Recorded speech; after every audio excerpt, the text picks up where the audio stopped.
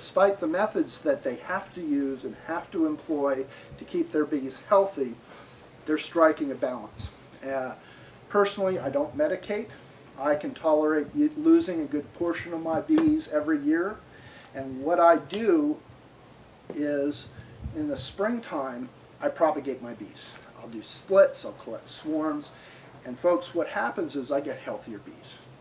Basically, natural selection takes over, and by propagating those bees that have already made it, they have a natural defense mechanism over anything else out there that's getting to them. So over time, we should get healthier, stronger, more vigorous bees. So that's why people do what they do, and you have to decide. You become the beekeeper. It's your philosophy. Listen to different beekeepers. Try what they're suggesting to you, and if it's working for you, share it and keep doing it. If it's not working for you, move on to something else, and also share what's not working for you. The more of us that get our brains together and talk about these things and share what's working and what's not working, the better off our bees are. So you've now got your second box on. You're going to wait until this is about 80% full again of bees and wax and honey. Take your feeder, and around here you may never have to use it again. It is rare that I find I have to feed my bees around here. In the urban environment, there's almost always something in bloom. There's nectar available to them. There's pollen and water available to them. That's just this environment. If I go over to the coast and I'm raising bees, I'll do different things. If I'm in the grasslands and it's dry, I'll do different things. But around here and in most urban environments, you may never have to feed your bees again. They're pretty self-sufficient. So, how do you know when they need to be fed? You know what? It's a judgment call. You're in your hive. They're not producing a lot of nectar. You're not seeing a lot of honey in there. You're heading into the fall. You're going towards winter. And you're noticing, gee, my bees don't have a lot of food. That's a good time to feed. You're definitely going to have to feed on the run-up for the first few months. And that frame feeder I showed you is really good on the startup. The downside to the frame feeder is you have to get into the hive to feed them. What I like to use oftentimes is this little goodie. It's just a mason jar. You can see I poke a few little holes in there. This is going to sit on top of your inner cover. We'll get to that. But this, once it's inverted, pulls a vacuum, and it stops dripping out of here, and the bees can just take what they need. But they can go through this. This is almost a half a gallon. Yeah, that's a half a gallon of sugar syrup.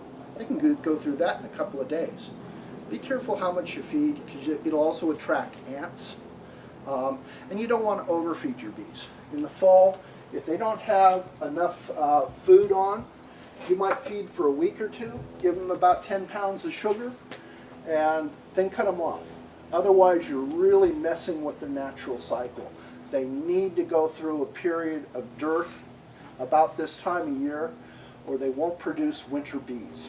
Winter bees are really important, folks. If you don't get winter bees and all you get is summer bees, those summer bees will die in 30 to 45 days.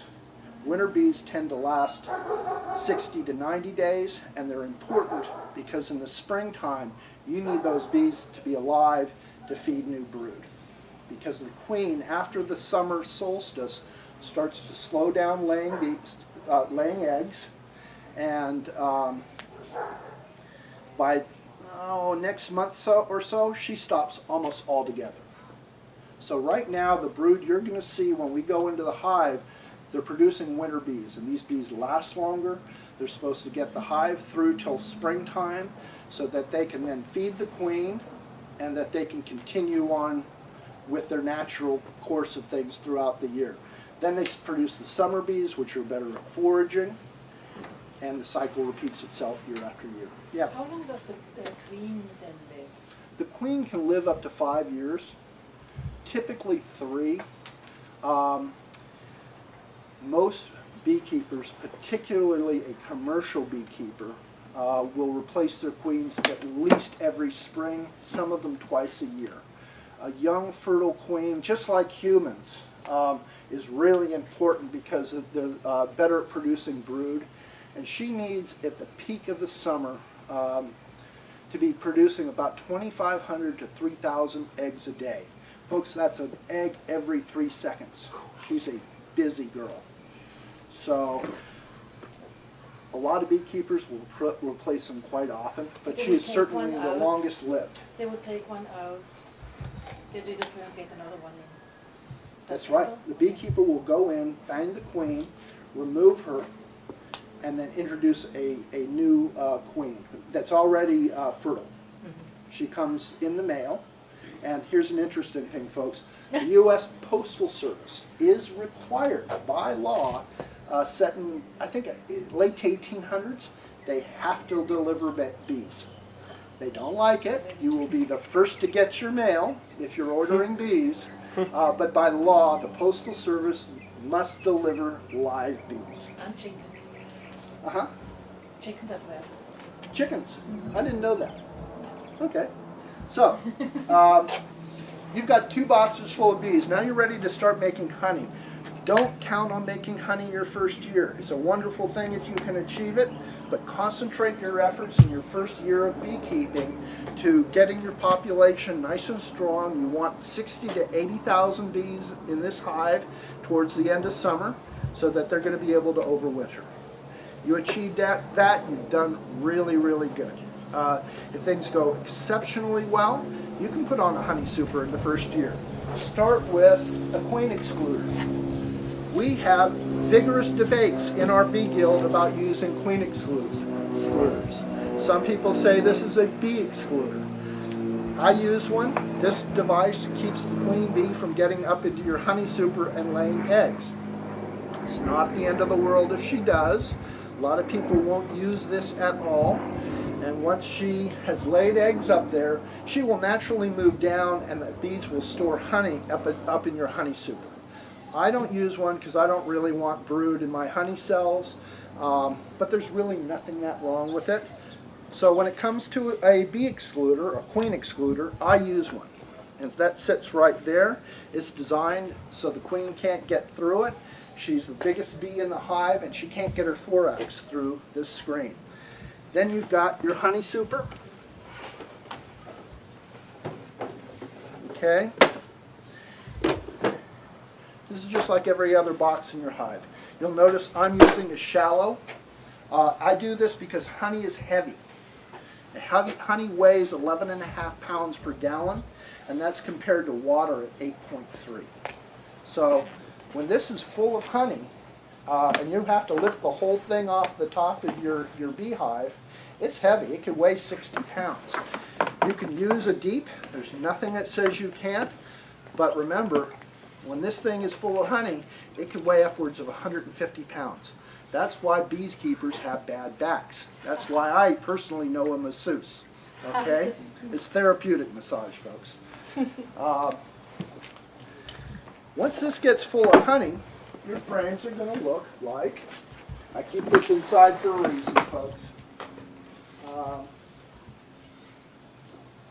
It'll look like this. That is a beautiful frame of honey ready to harvest. You can see it's capped off with wax. It is ready to go. I'm going to be harvesting tomorrow. I've probably got a ton of honey in here ready to go. I'll probably start tomorrow morning at about 6 a.m. If I'm done by midnight, I'll be a happy fellow. Okay, so that is a frame of honey ready for harvest. You can see how it's capped off with wax. Put your finger right there. Try a little bit of honey. What do you think? Pretty good? All right. We're doing better here, folks.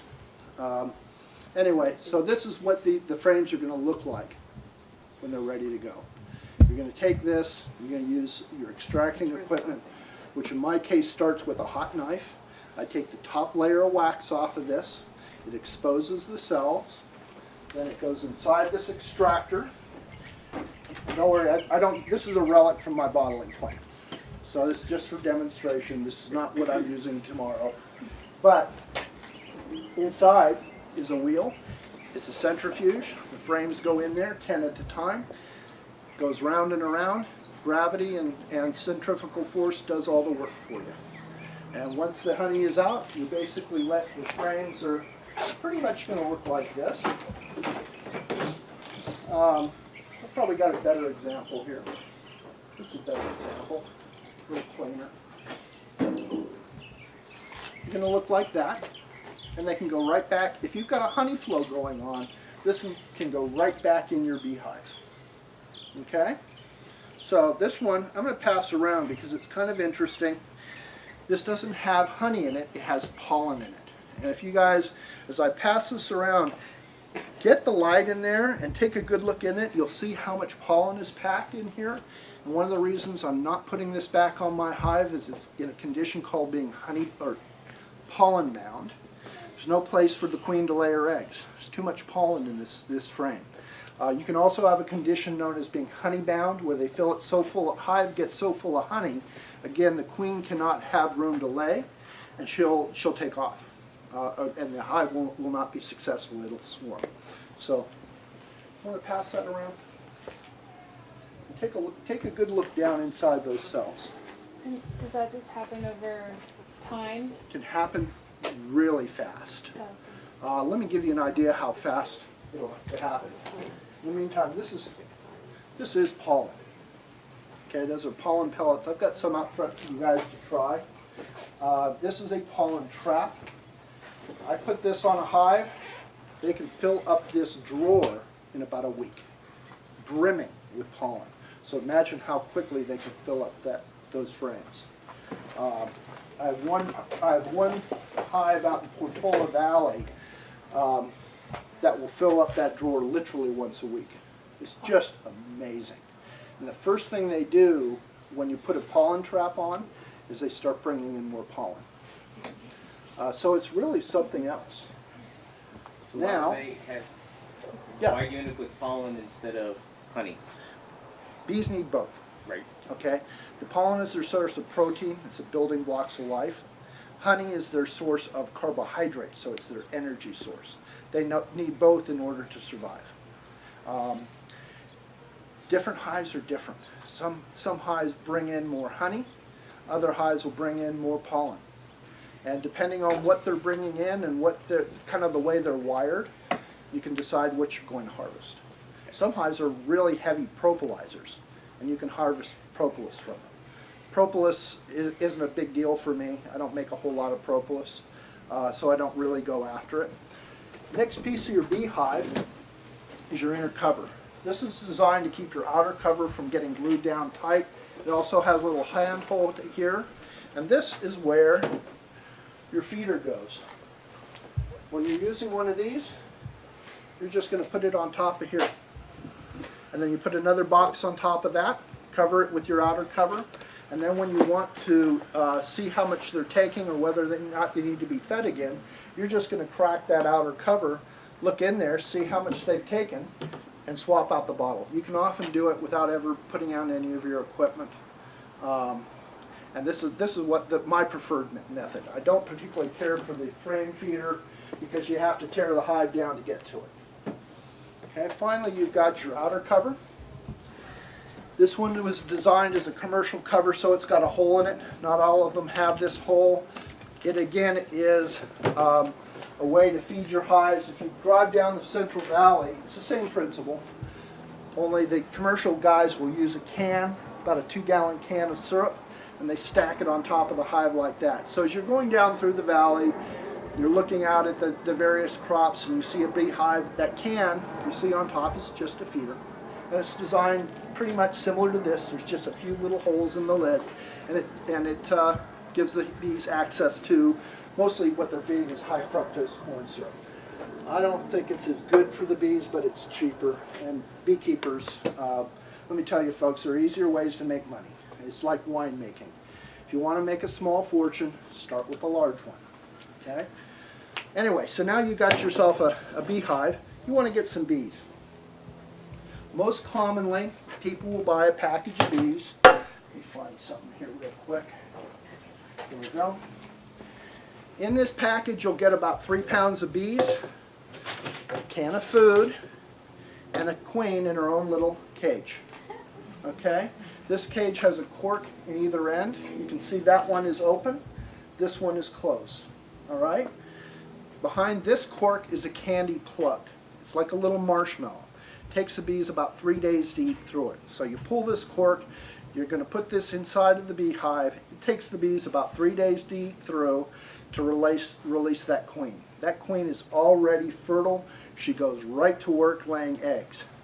When you install this, it's really important to put this inside so the bees don't go crazy.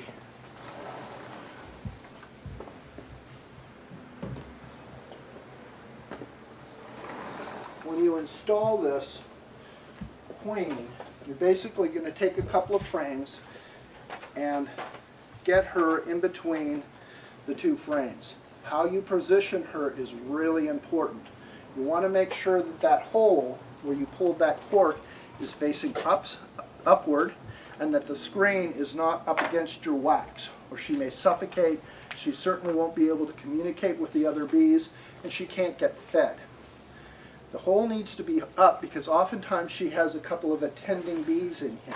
They're there to feed her. All right? So if this hole is pointing down and one of those attending bees dies, they can block the entrance. Your queen won't get released. So she goes up with the screen facing out, and you're basically going to wedge her just about like that between two frames. Okay? When she's installed like that, you're going to make some more room inside the hive, and you're now going to take this box of bees and you're going to just shake them into the box of bees, into your beehive. Now, I think there's a better method to do it. I haven't tried it yet. That's the way I was trained to do it. But honestly, I think you can take this, put your upper cover on, put your frames back in, and if you just set it like that on top of your beehive, those bees want to follow the queen. They're attracted to her pheromones. And they should move right out of this cage down into the box. So when I get a package this year, I'm going to give that a try. What do I think I'll get out of it? I think I'll kill less bees. Instead of shaking them in, probably not upset them so much. So that's another way you might try. If they're not moving down, I just give them a little bit of smoke. They want to move away from it. So hopefully they move down into your hive. Now, wait a few days.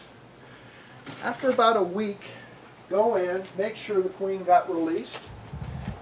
If she did, go ahead and close it back up again.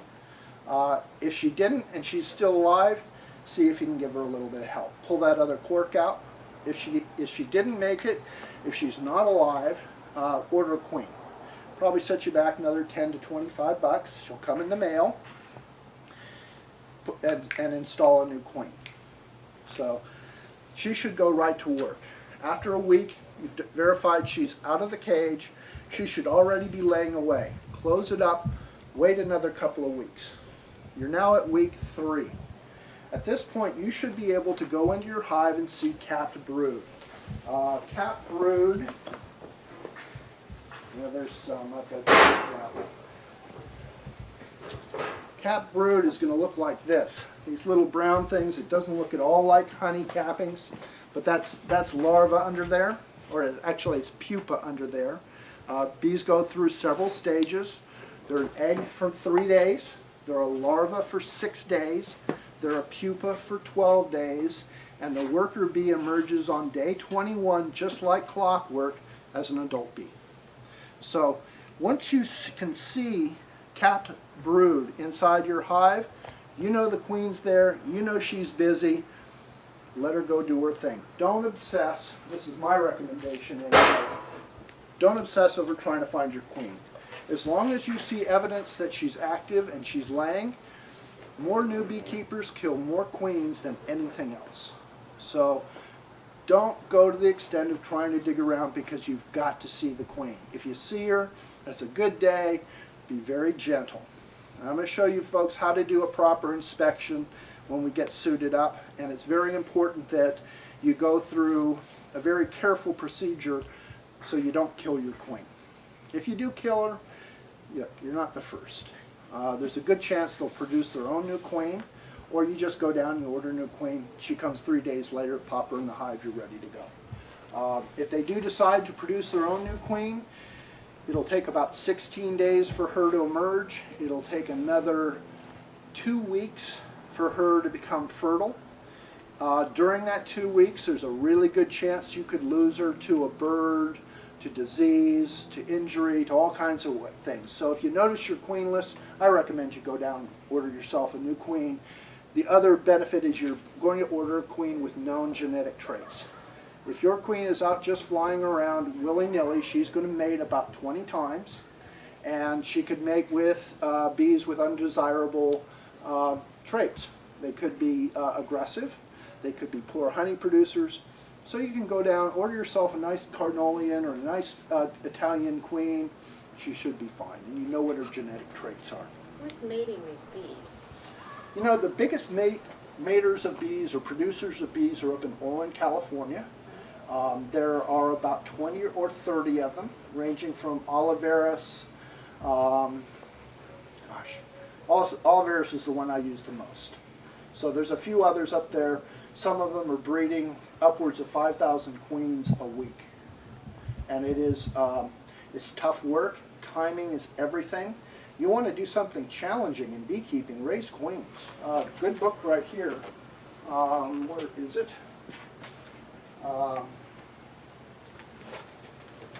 Queen Rearing Essentials. Having trouble sleeping, folks? Try this one. It's pretty technical. Queen rearing is rewarding, but it's very challenging. You miss your timing by 1 day, you will lose your whole crop. Because the first queen to emerge on day 16, just like clockwork, if you don't get your bees on day 15 and start separating things out, you get one queen to emerge, she will sting and destroy your whole crop. So queen rearing is all about timing. It's all about selecting your larva very carefully. It's challenging. But if you can rear your own queens, and you're really getting into a scale of beekeeping that is approaching the commercial scale, this is a really good way to go. So, the other way to get your bees